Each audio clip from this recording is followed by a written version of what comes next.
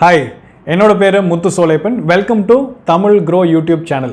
So இந்த சேனலில் வந்து வீக்லி 2 to 3 வீடியோஸ் வந்து ஒரு எஜுகேஷனல் வீடியோஸ் உங்களுக்கு போடுவோம். அண்ட் இதில் எந்த விதமான டிப்ஸ் நாங்கள் வந்து உங்களுக்கு கொடுக்குறதில்ல. ஸோ இந்த வீடியோ பார்த்து நீங்கள் கற்றுக்கிட்டு நீங்கள் உங்களோட இன்ஃபார்ம் டிசிஷன்ஸை நீங்கள் தான் வந்து எடுக்கணும். ஸோ இன்றைக்கி வந்து வேர்ல்டு ஃபேமஸ் மியூச்சுவல் ஃபண்ட்ஸை பற்றி தான் வந்து பேச போகிறோம். அது வேர்ல்டு வைடு வந்து பயங்கர ஃபேமஸான மியூச்சுவல் ஃபண்ட். பட் இந்தியாவில் வந்து இப்போ தான் வந்து it is just catching up அப்படின்னு சொல்லலாம். ஸோ அது என்னென்னு பார்த்தீங்கன்னா இண்டெக்ஸ் ஃபண்ட்ஸ்.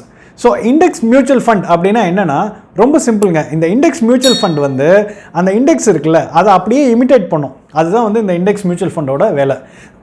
இமிட்டேட் பண்ணுறது தான் என்னென்னா, இப்போ ஒரு என்எஸ்சியோட நிஃப்டி இருக்குது, இல்லாட்டி பிஎஸ்சியோட இது இருக்குன்னு சென்செக்ஸ் இருக்கு இல்லையா, இந்த இண்டெக்ஸஸை அப்படியே ட்ராக் பண்ணி இந்த இண்டெக்ஸ் எப்படி போதோ அதே மாதிரி இந்த ஃபண்டும் வந்து ட்ராவல் ஆகிட்டே இருக்கும். இதுதான் வந்து இவங்களோட பேசிக்கான ஒரு அடிப்படையான ஒரு விஷயம் இது பண்ணுறது.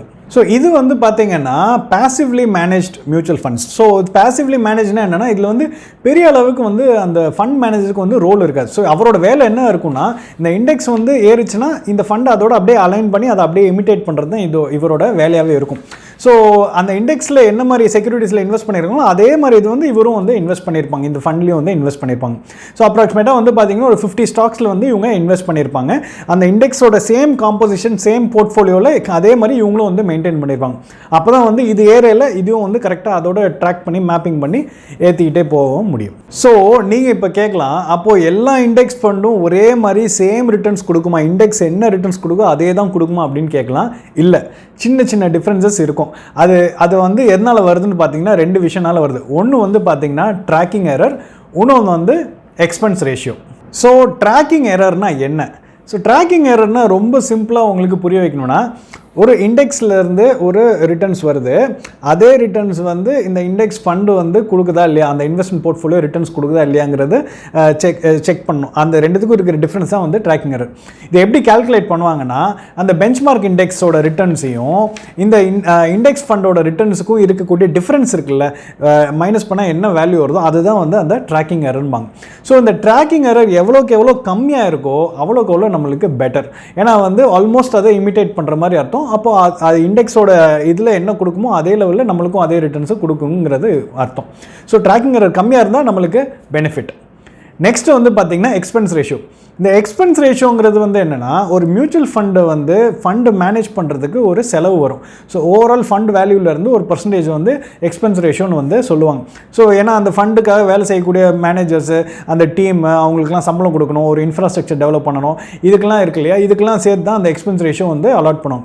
இது வந்து பேசிவ்லி மேனேஜ் பண்ணுங்கிறதுனால எவ்வளோக்கு எவ்வளோ, ஏன்னா இதில் வந்து பெரிய அளவில் வந்து அந்த டீமுக்கு வந்து ஒர்க் எதுவும் இருக்காது. ஏன்னா ஜஸ்ட் இது இமிட்டேட் பண்ணுற மாதிரி தான் இவங்களோட ஒர்க்காக இருக்கும். ஸோ கம்மியான ரிசோர்ஸ் தான் யூஸ் பண்ண போகிறாங்க. ஸோ எவ்வளோக்கு எவ்வளோ எக்ஸ்பென்ஸ் ரேஷியோ கம்மியாக இருக்கோ அவ்வளோக்கு எவ்வளோ பெட்டர். இப்போ வந்து இதில் எக்ஸ்பென்ஸ் ரேஷியோ வந்து கிட்டத்தட்ட ஓவரால் ஃபண்ட் வேல்யூவில் ஒரு 1% இன்க்ரீஸ் பண்ணால் கூட கிட்டத்தட்ட இந்த இண்டெக்ஸ் ஃபண்டில் வந்து நம்மளோட ப்ராஃபிட் வந்து 10% வந்து நம்மளுக்கு அடிவாங்க. ஸோ எக்ஸ்பென்ஸ் ரேஷியோ எவ்வளோக்கு எவ்வளோ மினிமலாக இருக்கோ அவ்வளோக்கு எவ்வளோ நம்மளுக்கு பெனிஃபிட். ஸோ இன்றைக்கி வந்து டாப் 5 இண்டெக்ஸ் ஃபண்ட்ஸ் என்னென்ன இந்தியாவில் இருக்குது அப்படிங்கிறத பற்றி பார்க்க போகிறோம். அவங்க 5 இயர்ஸில் எவ்வளோ ரிட்டர்ன்ஸ் கொடுத்துருக்காங்க, 1 இயரில் எவ்வளோ ரிட்டர்ன்ஸ் கொடுத்துருக்காங்க, அண்ட் அந்த இண்டெக்ஸோட எக்ஸ்பென்ஸ் ரேஷியோ என்னங்கிறது நம்ம பார்க்கலாம். ஸோ ஃபஸ்ட்டு வந்து பார்த்தீங்கன்னா HDFC index fund direct plan Sensex plan. So இதில் வந்து 1 இயர் ரிட்டர்ன்ஸ் வந்து பார்த்தீங்கன்னா ஆல்மோஸ்ட் 37% ரிட்டர்ன்ஸ் கொடுத்துருக்காங்க. அண்ட் 5 இயர்ஸ் வந்து 14.15% ரிட்டர்ன்ஸ் கொடுத்துருக்காங்க. அண்ட் இவங்களோட எக்ஸ்பென்ஸ் ரேஷியோ வந்து பார்த்தீங்கன்னா ரொம்ப கம்மி, 0.2% தான். செகண்ட் பொசிஷனில் இருக்குது நிப்பான் India index fund direct plan Sensex plan growth option. இவங்களோட இது வந்து பார்த்திங்கன்னா இவங்களும் வந்து கிட்டத்தட்ட 1 இயரில் வந்து அதே 37.2% வந்து ரிட்டர்ன்ஸ் கொடுத்துருக்காங்க. அண்ட் 5 இயர்ஸ் ரிட்டர்ன் 14.13 கொடுத்துருக்காங்க. இவங்களோட எக்ஸ்பென்ஸ் ரேஷியோ கொஞ்சம் கம்மியாக இருக்குது, இன்னும் கம்மியாக இருக்குது, 0.15% தான் இவங்களோட எக்ஸ்பென்ஸ் ரேஷியோ. தேர்ட் பொசிஷனில் வந்து பார்த்தீங்கன்னா டாடா இண்டெக்ஸ் ஃபண்ட் இருக்காங்க, சென்செக்ஸ் பிளான் டைரக்ட் பிளானில் இருக்காங்க. ஸோ இவங்களது வந்து பார்த்தீங்கன்னா 36.38% ரிட்டர்ன்ஸ் 1 இயரில் கொடுத்துருக்காங்க. அண்ட் 5 இயர்ஸில் 14.0% தான் வந்து ரிட்டர்ன்ஸ் கொடுத்துருக்காங்க. பட் ஆனால் எக்ஸ்பென்ஸ் ரேஷியோ வந்து பார்த்தீங்கன்னா ஸ்லைட்லி ஜாஸ்தி, 0.84% வந்து கொடுத்துருக்காங்க.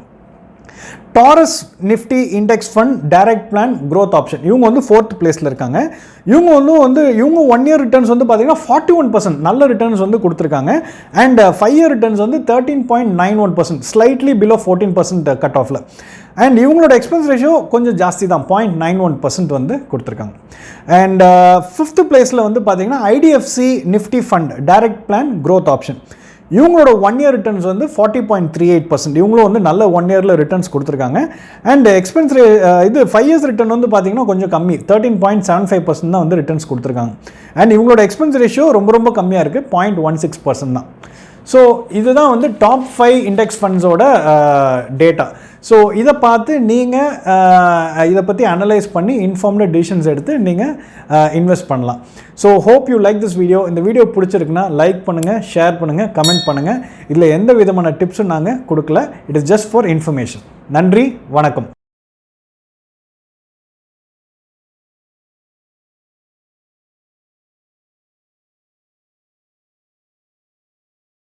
Investment in securities market are subject to market risks. Read all the related documents carefully before investing. Please read the risk disclosure documents carefully before investing in equity shares, derivatives, mutual fund, and or other instruments traded on the stock exchanges.